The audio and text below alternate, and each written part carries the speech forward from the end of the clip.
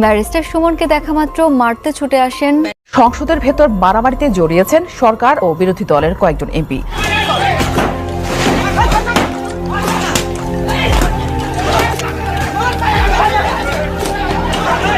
পার্লামেন্টের ভেতরেই মারামারিতে জড়িয়েছেন দলীয় এমপিরা। সামাজিক যোগাযোগ মাধ্যমে ভাইরাল হওয়া বিভিন্ন ভিডিওতে দেখা যায় স্পিকারের কার্যক্রমে বাধা দেন বিরোধী দলীয় এমপিরা।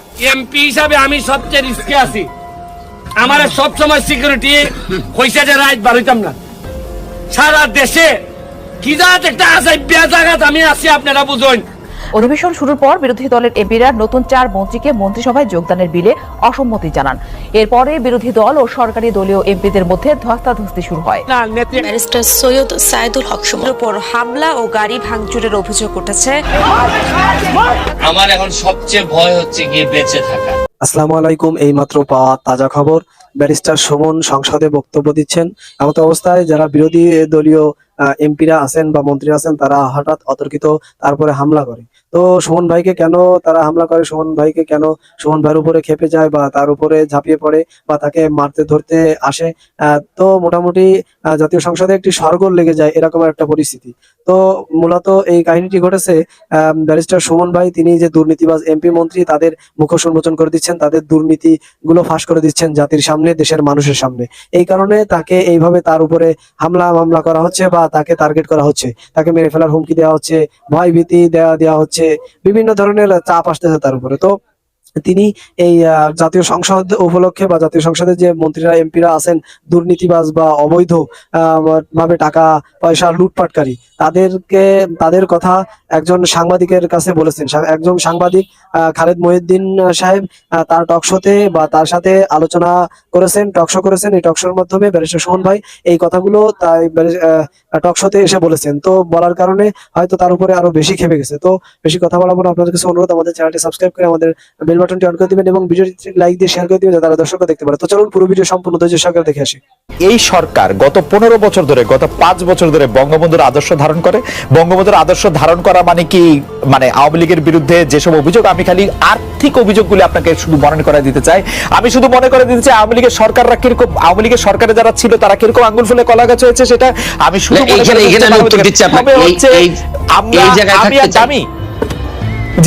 এই জায়গায় থাকতে চাই। বলেন, এই যে দুর্নীতি, দুর্নীতি হচ্ছে গিয়ে শরীরটার মধ্যে নিজের শরীরে ক্যান্সার হওয়ার মতো। যে জায়গাটাতে ক্যান্সার হবে এই জায়গাটা কেটে ফেলতে হবে। এখন আপনি এইসব বিষয়ে আমি সারা দিন আপনার সাথে আলোচনা করতে রাজি। বঙ্গবন্ধুর চেতনা, বঙ্গবন্ধুর আদর্শ মানে একই সাথে আপনি এই কথা বলে আপনি দুর্নীতি করতে পারবেন না। এই দুর্নীতি যেদিন আপনি করবেন তখন আপনার এই জায়গাটাকে আপনি আসলে রীতিমতো আপনি এই জায়গাটাকে নষ্ট করে দিলেন। এই ব্যাপারে আপনার সাথে আমার কোনো দ্বিমত নাই। ধরেন আপনি দুর্নীতি বলেন, সন্ত্রাস বলেন, মাদক বলেন, এগুলা তো আলটিমেটলি আমাদের যেভাবে কনস্টিটিউশনের বাইরে যায়, বঙ্গবন্ধুর আদর্শের বাইরে যায়। এই ব্যাপারে আমি কিন্তু আপনার সাথে কোনোভাবেই দ্বিমত করব না। এই কারণেই আমার যে ব্যারিস্টার সুমন হয়ে ওঠার যে গল্প, এখানে কিন্তু দেখেন আমার আওয়ামী লীগ করেও আওয়ামী লীগের প্রচার সম্পাদকের বিরুদ্ধে আমি মামলায় বাদী। আওয়ামী লীগ করেও আমি যতজন মন্ত্রীর বিরুদ্ধে আমি কথা বলছি সবই হচ্ছে গিয়ে দুর্নীতি সংক্রান্ত বিষয় নিয়ে আমি কথা বলছি। আমি বলছি যে এটা কোনোভাবেই বঙ্গবন্ধুর আদর্শ হইতে পারে না। আমার সাথে আমি যুবলীগের আইন সম্পাদক হিসাবে অব্যাহতি পাই কেন আপনি এটাও জানেন যে আমি যুবলীগের আইন সম্পাদক। আপনি প্রথম আমার ইন্টারভিউ নেন যুবলীগের আইন সম্পাদক হওয়ার পর। আমার অব্যাহতির কারণটা কি ছিল? আমার কারণটা ছিল আমি বলছিলাম যে একজন ওসি সাহেব আওয়ামী লীগ করার দরকার নাই, বলছিলাম যে উনার এই মিছিল মিটিং করার দরকার নেই, আওয়ামী লীগ করার জন্য যথেষ্ট পরিমাণ মানুষজন আছে।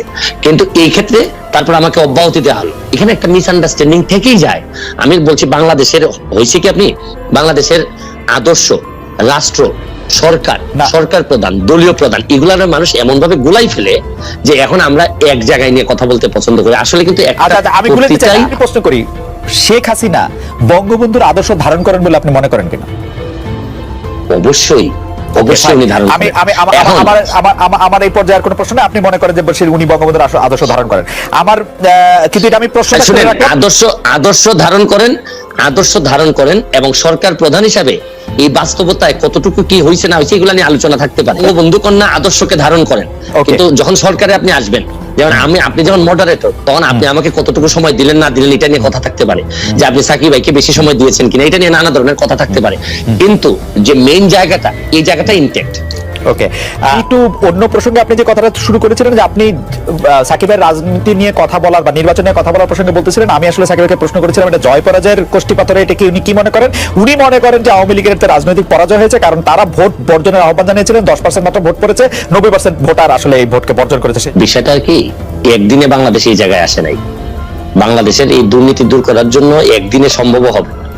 আপনি যে দায় দায়িত্বের কথা বলছেন এগুলা নিয়ে আমাদের সাথে আপনার সাথে আমার অনেক আলোচনা চলতেই পারে, তবে আমরা কিছু লোক এখন আমি বিশ্বাস করি দাঁড়াই গেছি দুর্নীতির বিরুদ্ধে কথা বলার জন্য।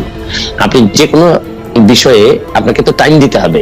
আপনি আরেকটা বিষয় হচ্ছে কি, আপনারা যে আন্দোলনের কথা বলতেছেন, বারবার বলতেছেন যে স্যাবোটাজ, বিশ্বাস রাখেন স্যাবোটাজের উপর, তাহলে এইসব আন্দোলন করে লাভ কি? আপনারা এইসব লাভ নাই। খোদ ঢাকা শহরের মধ্যে একটা ট্রেনে আগুন দেওয়া হবে, সরকার সেই সময় এতগুলি আইন শৃঙ্খলা বাহিনীর লোক হচ্ছে রাস্তায়, সেটি প্রোটেক্ট করতে পারবে না। বিএনপির মতো একটা সংগঠন যদি আপনারা হরতাল ডাকেন, হরতাল ডাকার পর যদি আপনারা পুরা নির্বাচনের আগের দিন পরের দিন হরতাল ডাকলেন, তো হরতাল মানেই তো হচ্ছে কি আপনার কর্মীরা বের হবে।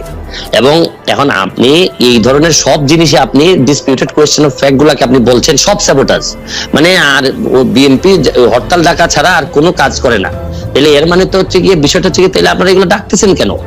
আপনারা তাহলে তো ডাকার দরকার নেই। আপনি তো কি করবেন, মানে প্রতিবাদ জানাবেন না? প্রতিবাদ জানাবেন না? প্রতিবাদ জানাচ্ছেন, এই জন্য তো হরতাল ডাকতেছেন, এবং আমরা বলছি যে এটা ওনারা করতেছেন বিভিন্ন জায়গায়। একটা জায়গায় বিএনপি একবারের জন্য বলে নাই হরতাল ডাকা ট্রেনে আগুন দেন। আমি বলি নাই যে বিএনপি, এখন আমি যে জিনিস হচ্ছে প্রমাণিত হয় নাই, কিন্তু ধরে নেওয়া হবে আপনি যদি হরতাল ডাকেন। আমার নিজের গাড়িও পিকেটিং এর শিকার হয়েছে। এখন হরতাল ডাকলে পিকেটিং হইতে পারে, এটা স্বাভাবিকভাবে ধরে নেওয়া হয়। আপনি কিভাবে হরতাল ডাকার পর আপনি ভাবতেছেন যে আপনার কর্মী বাহিনী বা আপনার যারা আছে, ঠিক আছে, আপনারা তো পরিষ্কার। বেরিস্টার সুমন, আমি যদি সাকিব ভাইয়ের প্রশ্নটা একটু অন্যভাবে করি, আপনি বলছেন যেটা একদিনে বাংলাদেশের অবস্থা আসে না, একদিনে এটা দূর করা যাবে না, আপনার মধ্যে দাঁড়িয়েছেন।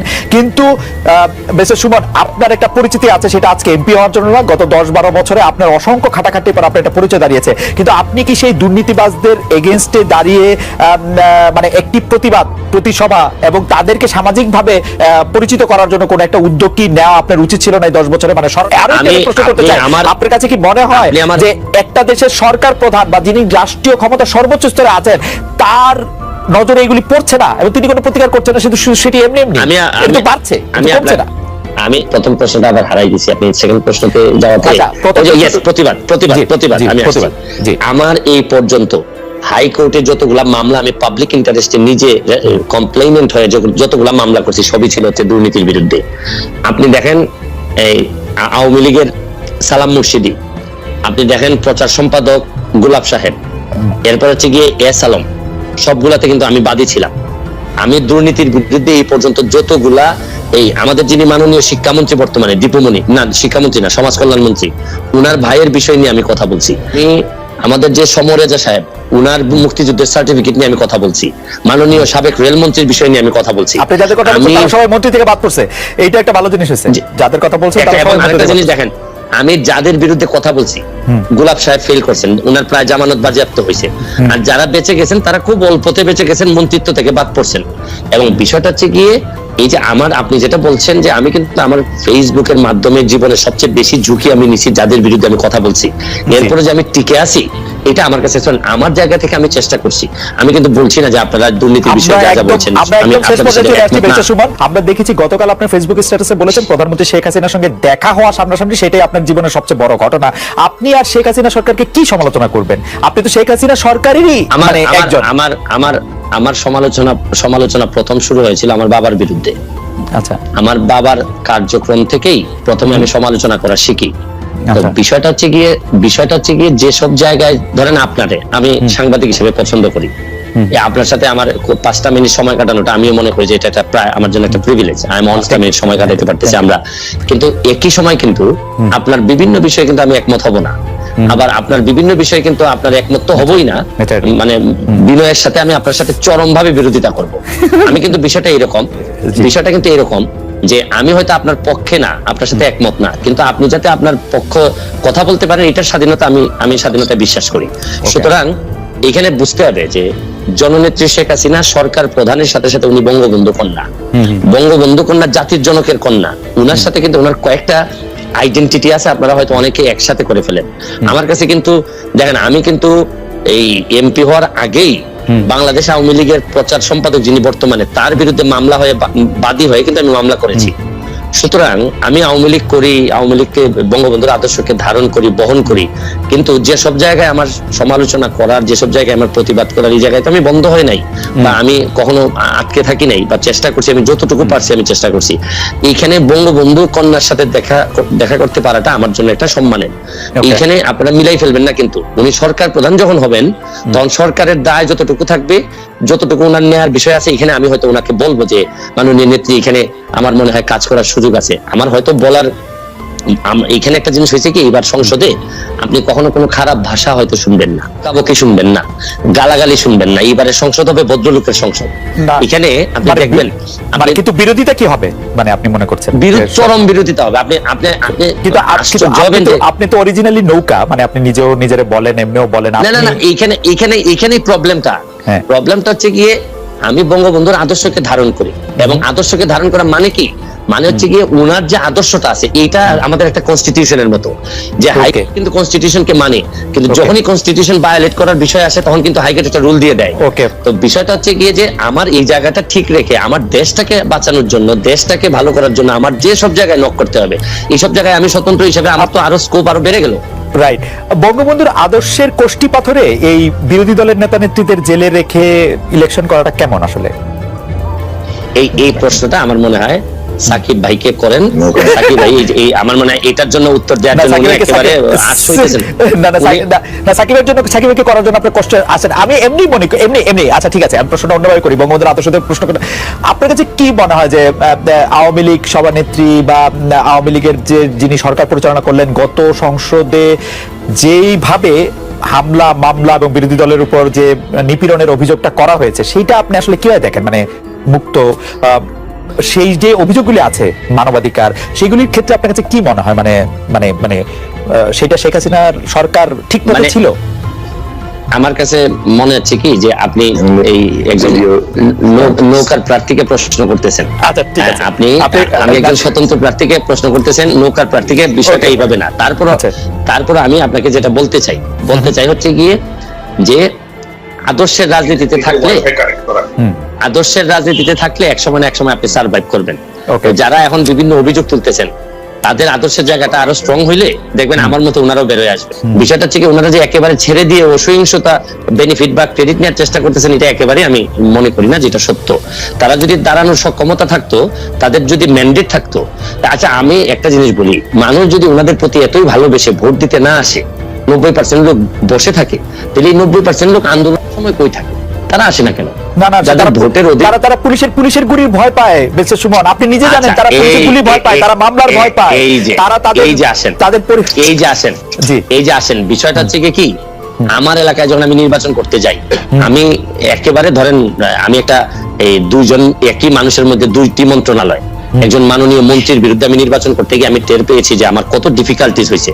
কিন্তু আমার আদর্শের জায়গা এবং আমার কাজ করার যে সক্ষমতা ছিল বলে কিন্তু আমার লোকজন কিন্তু ওই যে বুলেট বা কিছুই ভয় পায়নি। না আপনি ভুলে যাচ্ছেন যে আপনি নির্বাচনে অংশগ্রহণ করার আগে আওয়ামী লীগের সভানেত্রী শেখ হাসিনা বলেছিলেন, যারা আমার দল করে কিন্তু আসলে অন্যভাবে নির্বাচন করতে চায়, তারা তাদেরকে নির্বাচন সুষ্ঠুভাবে করতে দিতে হবে। আপনি অরিজিনালি নৌকার সাপোর্টার, আওয়ামী লীগের মানে একজন কেন্দ্রীয় লোকের চেয়েও আপনার আসলে এক ধরনের পরিচিতি, ক্ষমতা বেশি নানা কারণেই। তো সেই কারণে আপনি এটা করতে পারছেন। এটা কি একটা বিএনপি লোক করতে পারতো এরকম? ওনারা তো আগেই ছেড়েই দিলেন আমাদের। দেখেন, বিএনপি যদি নির্বাচনে আসতো তাহলে কিন্তু আমার নির্বাচন করা হতো না, আমাদের কিন্তু একজনই থাকতো। আমি কিন্তু ধরেন আমি যার বিরুদ্ধে নির্বাচন করেছি, উনি নৌকার নমিনেশন পেয়েছেন, বিএনপি আসলে কিন্তু আমি ওনার পক্ষে নির্বাচন করতাম। কিন্তু এখন বিএনপি যে আসেনি, এখন ওনাদের নানা রকম কমপ্লেন থাকতে পারে। এখন প্রশ্ন হচ্ছে গিয়ে, বাস্তবতা হচ্ছে গিয়ে ওনারা এখন একেবারে পেছনে পড়ে গেছেন। ওনাদের কিন্তু এখন আমাদের আলোচনা কিন্তু পুরো বাংলাদেশ জুড়ে হচ্ছে যে মন্ত্রী এটা ভালো হয়নি, এটা ভালো হয়েছে, এরকম হচ্ছে। কিন্তু ওনারা যে দাবি করতেছেন, আমি ব্যক্তিগতভাবে মনে করি তাও ডিসপিউটেড কোশ্চেন অফ ফ্যাক্ট। আমি আপনাদের জানতে চাইতে পারি যে আপনার মাথায় কি মনে হয় যে নির্বাচন কমিশন ঘোষিত যে নাম্বার 41.8% লোক এবার ভোট দিয়েছে, অর্থাৎ প্রতি 10 জন ভোটারের 4 জন ভোটার ভোট দিয়েছেন, এটা কি আপনার কাছে ফ্যাক্ট মনে হয়? আমি অবশ্য ঢাকার বাইরে যাইনি, আমি আগেই বলে রাখি, আমি মাত্রই 7-8টা কেন্দ্র দেখেছি। 41.8% আপনার কাছে রিয়েলিস্টিক মনে হয়? আমার যেমন ধর আমার এলাকায় যেটা আমি তখন তো আমি সারা বাংলাদেশ নিয়ে একেবারেই কনসার্ন ছিলাম না। আমার এলাকায় 50% অ্যাবভ, আমার এলাকায় 50% অ্যাবভ। কিন্তু ওভারঅল আমার কেন জানি মনে হয়েছে যে ভোটের আগ্রহ খুব বেশি, যে মানুষের যে একেবারে মানে সবকিছু ফেলে দিয়ে ভোট দেওয়ার যে আগ্রহ, এটা অত বেশি মানুষের মধ্যে নাই। ওভারঅল যে এই 70% হবে 60% হবে এরকম আগ্রহটা আমি খুব বেশি যে এমন দেখছি তা আমি বলবো না। কিন্তু বিষয়টা হচ্ছে কি, আমার এলাকা বা আমার পাশাপাশি এলাকা যতগুলাতে আমি দেখলাম যে ভোট 40% হওয়াটা অস্বাভাবিক আমার মনে হচ্ছে না, তবে 50-র উপরে গিয়ে বলাটা আমার কাছে মনে হয়েছে অস্বাভাবিক। এখন এটা আবার ডিপেন্ড করে, কিছু কিছু সেন্টারে হয়তো আপনি যেটা বললেন যে 13% ভোট পেয়ে ঢাকার একজন এমপি নির্বাচিত হয়েছেন। তো ওভারঅল যদি আপনি মিলান, তাহলে আমার কাছে মনে হয় যে এটা যে খুব বেশি আমি অবিশ্বাস করবো এই জায়গা আমার নাই। আপনারা হয়তো অবিশ্বাস করতে পারেন। আপনি এবার মনে করছেন যে নির্বাচন কমিশন কোনো আনফেয়ারনেস সেটআপ করেছে, ভোট স্টাফিং হতে দিয়েছে বা এরকম কোনো কিছু আসলে ঘটে নাই, মানে এটা আপনি মনে করছেন? এই বলেই তো আমি আসতে পারছি, নাহলে আমি আসতে পারতাম না। না, আপনারটার ব্যাপারে আসলে সাকিব ভাই কোনো ডিসপিউটও করতে চাচ্ছেন না, আপনার ব্যাপারে এককভাবে আলোচনাও করতে চাচ্ছেন না। আমি যতটুকু প্রশাসনের সাথে আলাপ করছি, আমার পুরো সিলেট বিভাগ। আচ্ছা, তাইলে আইজিপি সাহেবের ভাই কিভাবে ফেল করে আপনি বলেন? প্রশাসন যদি কোনোভাবে এখানে যদি কি করতো, প্রশাসনে যদি আপনি বলেন যে প্রশাসন শাসন করছে, এটা হচ্ছে একটা গ্র্যান্ড ডিজাইনের অংশ, এরকমও বলেন কেউ কেউ, যে আইজি সাহেবের ভাই ফেল করবেন, প্রেসিডেন্ট সদস্য ফেল করবেন, তারপরে এগুলি গ্র্যান্ড ডিজাইনের প্রতিবন্ধী। আপনি যদি এই কথাটা বলেন, তাহলে এই ডিজাইনারের মধ্যে আপনিও আছেন। আমার থাকতে হয় না, আমি তো অবজারভার, আমি ডিজাইন দেখি তো। আপনি যদি ডিজাইনের কথা বলেন, তাহলে নিশ্চয়ই আপনার কাছে ইনফরমেশন আছে, আপনি আমাকে এটার একটা প্রুফ দেন, আমি আপনারে নিয়ে হাইকোর্টে যাই। ইনফরমেশন না, আমি এক ধরনের অবজারভেশনের কথা বলতেছি। আপনি হাইকোর্ট আমাকে অলরেডি দেখিয়ে দিয়েছেন, আরো নিশ্চয়ই দেখাবেন, আপনার সময় আছে। আমি সরকারকে এটি চাচ্ছি কিনা যে Awami League B, Awami League C, Awami League D তৈরি হোক বাংলাদেশে। দেখেন, আমি যে উত্তরটা শুরু করার সময় একটা কথা বলতে চাই, যে আমি পড়ছিলাম ছোটবেলায় যে অধিকার ছাড়িয়ে দেয়া অধিকার রাখিবার মতো বিড়ম্বনা নাই। নির্বাচন নিয়ে আমার এলাকায় 50% কথা বলে, কিন্তু আমার একটা বিষয় আশ্চর্য লাগে, ওভারঅল আমার নির্বাচন বয়কট করার পর ভোটের আগ্রহ আমি গেলাম না, খুব বেশি যে মানুষের যে একেবারে কিরকম হয়েছে এটা নিয়ে আলোচনা ফেলে দিয়ে আগের যে স্ট্যান্ডিং আমাদেরকে দুর্বল করে দেয়। জানেন, আমি যখন আমাকে সাকিব ভাইকে প্রশ্ন করা হইলে উনি তো বলতেন যে ভাই আমি যে নির্বাচনে যাই নাই, সুতরাং এটা ধরেন আওয়ামী লীগ করছে নির্বাচন গেল প্রথম ফার্স্ট কোশ্চেন। এক সেকেন্ড বেরিয়েছে, আমার একটু কোশ্চেন আছে, একটা সেকেন্ড একটু কোশ্চেন আছে। সাকিব ভাই নির্বাচনে যায় নাই, কিন্তু সাকিব ভাই তো বাংলাদেশের জনগণ, বাংলাদেশের জনতা। আমি বলছি, আমি শুনেন, মানে না প্রশ্ন করতে পারবে, কিন্তু উনি যে স্ট্যান্ডিং নিয়ে যায় নাই নির্বাচনে, এই স্ট্যান্ডিং এর পরে বরং উনি নির্বাচনের কারচুপি নিয়ে কথা বলাটা নির্বাচনের উনি বৈধতা দিলেন। এটা হচ্ছে কি, আমি ব্যক্তিগতভাবে মনে করি, আপনারা করতে পারেন না, এটা আমার মত হচ্ছে কি, যে আমি যখন যে নির্বাচনে গেলেন, আমি আপনার কাছে ক্ষমতা দিয়ে দিলাম, ভাই যান, আপনার সাথে আমি নাই, আপনার আন্ডারে আমি নির্বাচন করব না। তারপরে এই নির্বাচন কিরকম হয়েছে এটা নিয়ে তর্ক বিতর্ক করা, আমি আমার জায়গায় স্ট্যান্ডিং থাকবো, যে আমি শুনেন, আমি যে কারণে আপনার আন্ডারে নির্বাচন করতে চাইনি, যৌক্তিক দাবি থাকতে পারে, এই দাবি কিন্তু এখন আর ওনাদের কিন্তু এখন আর এই জায়গা নাই। এখন হচ্ছে গিয়ে ঠিক মতো নির্বাচন হয়েছে কিনা, ভোটার ঠিক মতো আসছে কিনা, এই জায়গায় চলে আসছেন ওনারা। সুতরাং আগের বিষয়টা একটা হালকা হয়ে গেছে। আর আরেকটা বিষয় হচ্ছে গিয়ে, এই বিএনপি বা এই ধরনের দল যখন আসে না, ধরেন একটা বড় অংশ তো আসে নাই ভোটে, সুতরাং এতক্ষণ আপনাদের সহকারে পুরো ভিডিও দেখেছেন, তো পুরো ভিডিও দেখে আপনাদের কাছে কেমন লেগেছে এবং ব্যারিস্টার সুমন ভাইয়ের উপরে কেন খেপেছে, আর ব্যারিস্টার সুমন ভাই সাংবাদিক খালেদ মহিউদ্দিনের সাথে যে টক শো হয়েছে বা সাক্ষাৎকার হয়েছে, এই সাক্ষাৎকারে ভিডিওর মাধ্যমে তিনি কি বলে দিয়েছেন বা কি জানিয়ে দিয়েছেন সংসদ সম্পর্কে, এই কারণে তার উপরে খেপে গেছে বা তার উপরে রাগান্বিত হয়েছে। তো পুরো ভিডিও আপনারা সম্পূর্ণ ধৈর্য সহকারে দেখেছেন, দেখে আপনাদের কাছে কেমন লেগেছে অবশ্যই কমেন্ট সেকশনে জানাবেন। আর ব্যারিস্টার সুমন ভাই আসলে এগুলো জানিয়ে দিচ্ছে, এই জন্য চোর বদমাইশ বাটপার শয়তান বজ্জাত যারাই আছে তাদের মোটামুটি কাপন ধরে গেছে বা তাদের শুকায় গেছে, পরাণ বা মন শুকায় গেছে, ভিতরের হৃৎপিণ্ড শুকায় গেছে। এই শুকায় যাওয়ার কারণেই তারা এখন খেপে গেছে, লোক লাগাচ্ছে, নিজেরা পিছনে লাগতেছে, মানে কুকুর লেলিয়ে দিচ্ছে এমন একটি অবস্থা। তো এই পুরো ভিডিও দেখেছেন, তো এই ধরনের আলোচিত সমালোচিত ভাইরাল আপডেট এবং রাজনৈতিক বিশ্লেষণ ভিডিও সবার আগে পেতে আমাদের চ্যানেলটি সাবস্ক্রাইব করে আমাদের পাশে থাকবেন। আপনাদের সাথে দেখা হবে, কথা হবে অন্য কোনো গুরুত্বপূর্ণ টপিকস বা ভিডিও। সে পর্যন্ত সবাই সুস্থ থাকবেন, ভালো থাকবেন, আল্লাহ হাফেজ।